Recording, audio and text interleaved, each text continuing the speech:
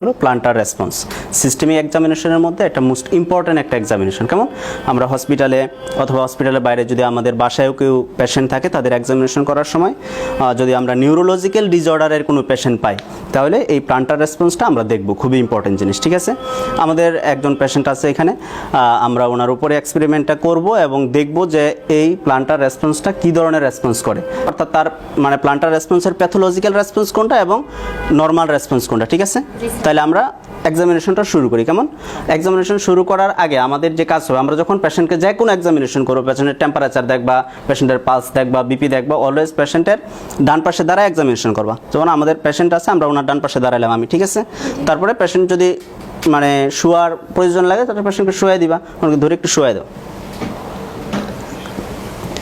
তারপরে যে কোনো এক্সামিনেশন করার আগে অর্থাৎ পেশেন্টকে যখন মানে টাচ করা লাগবে তার আগে অনুমতি নেওয়া লাগবে।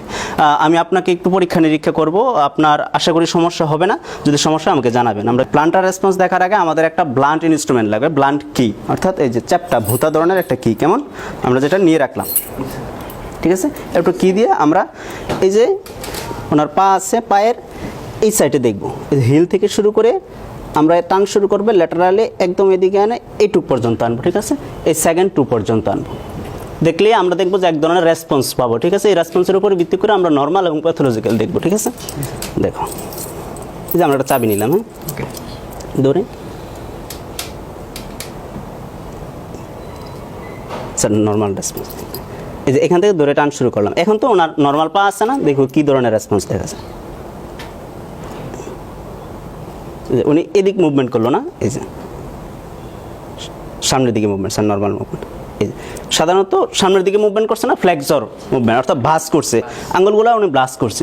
যদি এরকম আঙুলগুলো ভাস হয় তাহলে তার নর্মাল মুভমেন্ট আছে, অর্থাৎ ওনার নিউরোলজিক্যাল ডিসঅর্ডার নাই।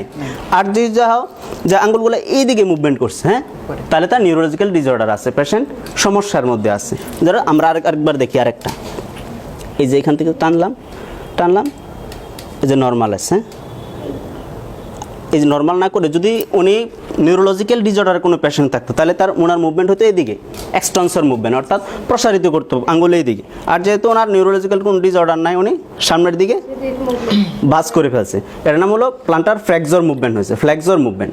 আর যদি এই দিক থেকে এই দিকে হয়তো এক্সটেনসর মুভমেন্ট, অর্থাৎ যদি আমাদের ফ্লেক্সর মুভমেন্ট হয় কোনো পেশেন্টের তাহলে বলবো যে তার কোনো প্যাথোলজি নাই।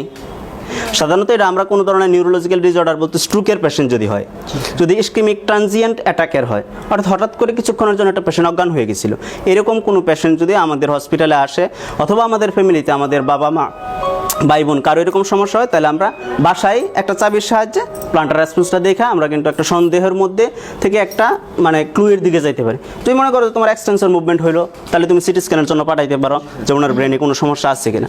ঠিক আছে, এটি তোমরা করতে পারবা? একজন একটু করে দেখাতো, এই হাতটা এখানে ধরে নাও, পা দিয়ে ধরে নাও, গুড। এটা একদম মানে একটা ক্লিয়ার রেসপন্স দেখা গেছে না, উনি বলে বাস করছে। এরকম রেসপন্স হইলে আমরা বুঝবো যে প্লান্টার রেসপন্স ফ্লেক্সর মুভমেন্ট হয়েছে, পেশেন্ট নর্মাল আছে। Thank you. আপনি উঠে বসুন, আমাদের কোঅপারেট করার জন্য অনেক ধন্যবাদ। ঠিক আছে, থ্যাংক ইউ। আপনারা এতক্ষণ যারা আমাদের সাথে ছিলেন এবং আমাদের একটা এক্সপেরিমেন্ট দেখলেন, আপনাদেরকে অনেক ধন্যবাদ। আমরা পরবর্তীতে এরকম এক্সপেরিমেন্ট নিয়ে আসবো আপনাদের সামনে, আপনারা আমাদের সাথে থাকুন। আসসালামু আলাইকুম।